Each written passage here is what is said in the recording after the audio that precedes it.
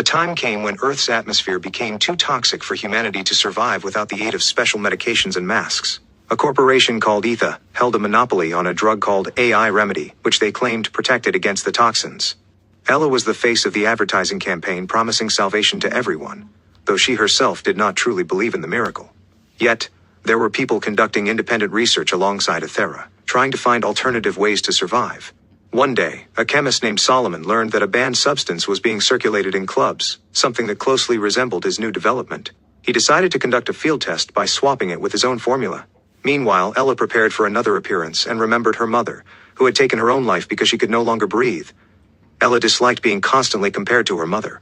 On top of that, her boyfriend Tully was throwing a party that night, and she really did not feel like going. Ella called her best friend, unaware that Gina was riding in Tully's car and that the two had started a relationship. Tully had long wanted to confess the affair to Ella, but Gina insisted he not do it that day.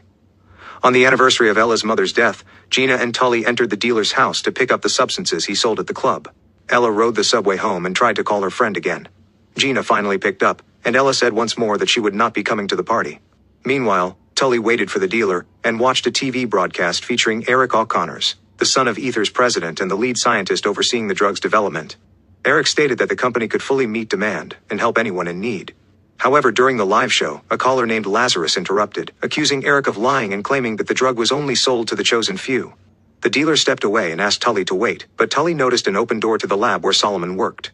He sneaked in and swiped one of the vials filled with a blue substance. At the same time, Eric left the studio furious about the call and assured his father that he would find and punish Lazarus. He had also been keeping an eye on Solomon and was ready to catch him as soon as his research succeeded. Meanwhile, Ella returned home and again remembered her mother. Just then, her father called and asked her not to go anywhere. That became the final argument in favor of going to the party. She arrived and looked for Tully among the guests while he sneaked off to the bathroom with Gina and offered her the new drug to try. Ella caught them and made a scene. Gina ran off and Tully chased after her, unaware that he had dropped the vial. Ella found the little bottle and impulsively drank its contents. She walked into the living room and started dancing with the first guy she saw, until she spotted Tully and followed him. At the same time, Eric conducted tests on a rat, injecting it with a drug being developed by Ethera.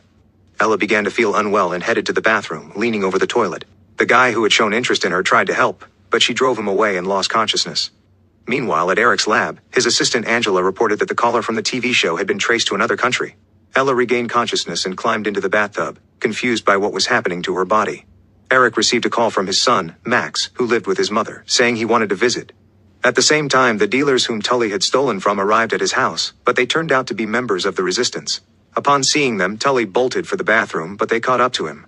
Ella hid underwater and went unnoticed. Tully claimed he did not know where the drug went, but they did not believe him.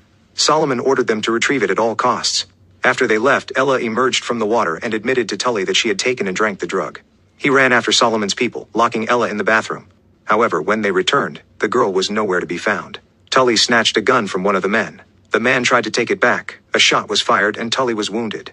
Solomon's people left, not wanting trouble with the police. Lying on the floor, Tully suddenly saw Ella hanging from the ceiling. She jumped down and, horrified, showed him her mutagenic changes, including enhanced strength. She left but noticed that Solomon's people were still in the house and returned for Tully. At that moment, Gina pulled up to Tully's house. Ella smashed the reinforced bathroom window, which alerted Solomon's men. They chased after the couple as Ella and Tully tried to escape across the rooftop. Gina saw Tully balancing on the edge and, not realizing that Ella was trying to save him, assumed she was pushing him. Tully slipped and fell to his death. Solomon yelled at Ella to come with him, saying only he could help her. But just then, the police arrived at the house. Ella fled the scene. Running into the street, she collapsed in front of a car. The same guy who had tried to help her at Tully's house was behind the wheel. He took her away. Later, Gina told the police that Ella had killed Tully. Meanwhile, Eric's operatives, who had been monitoring Solomon, reported a strange girl suddenly involved in the case, someone the scientist desperately wanted to find. Eric ordered them to locate her.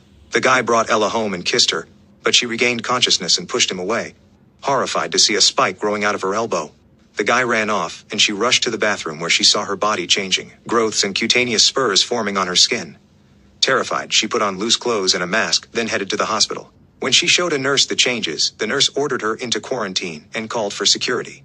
Ella hid in the room of a girl dying from toxin exposure, climbing to the ceiling like an insect.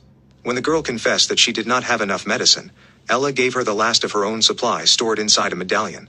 Meanwhile, a police commissioner informed Eric about the incident involving Ella, who had been reported by a man who witnessed her body mutating. She agreed to help Eric find the girl in exchange for a dose of the drug for her family.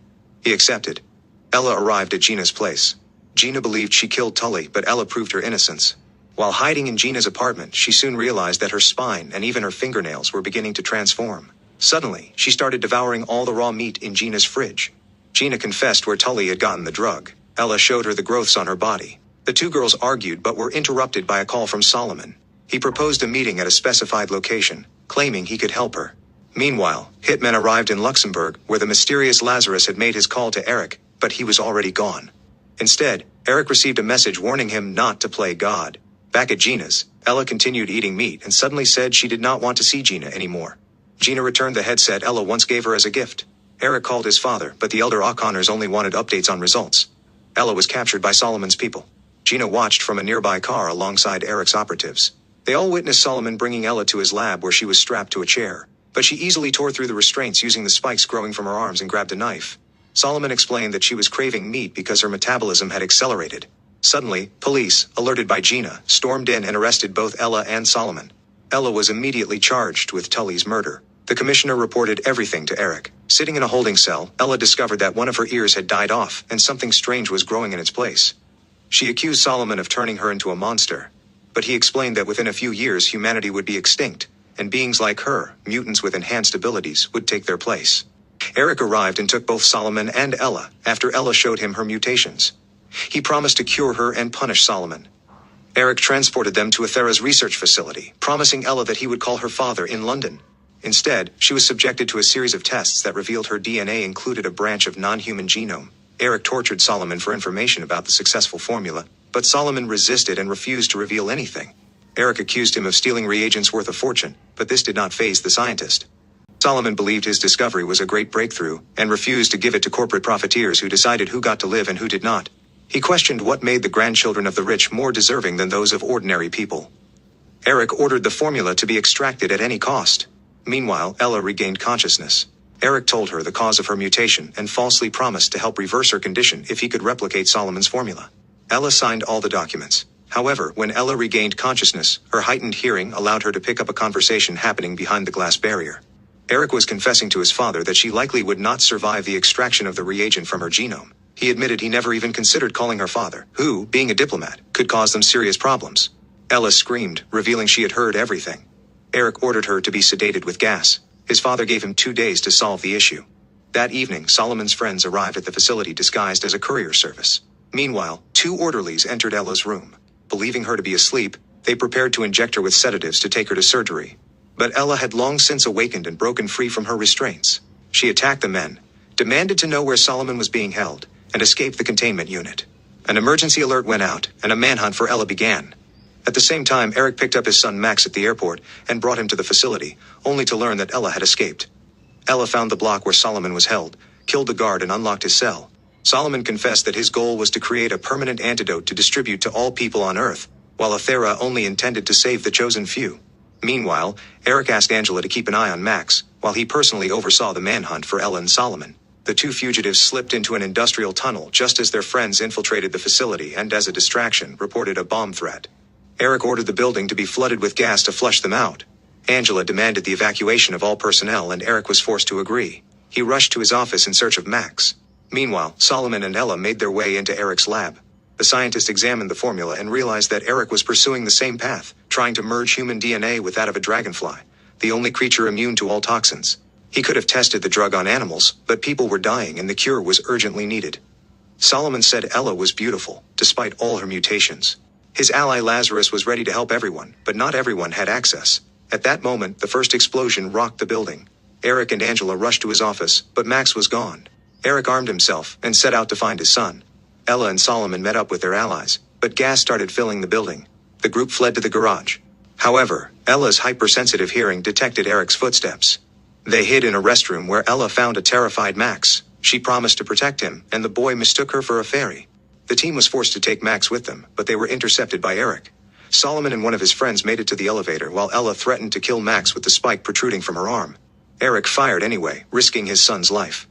Ella leapt off the stairwell and, to everyone's shock, soared over the gap under a hail of bullets. She made it to the elevator just in time. Max cried, accusing his father of trying to kill the fairy. Angela tried to calm him down. Meanwhile, a courier van sped out of the garage. Eric's men gave chase, opening fire. The vehicle crashed and flipped over, but when the guards reached it, only the drivers were inside. Ella and Solomon had escaped into the forest. Tearing through a metal fence, they raced along the top of a dam, but Solomon realized he was too weak to go on.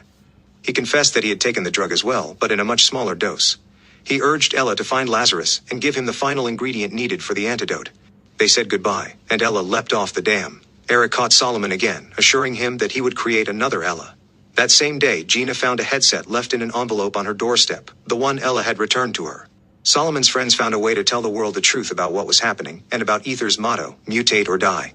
Ella finally met Lazarus, who turned out to be Angela, Eric's personal assistant.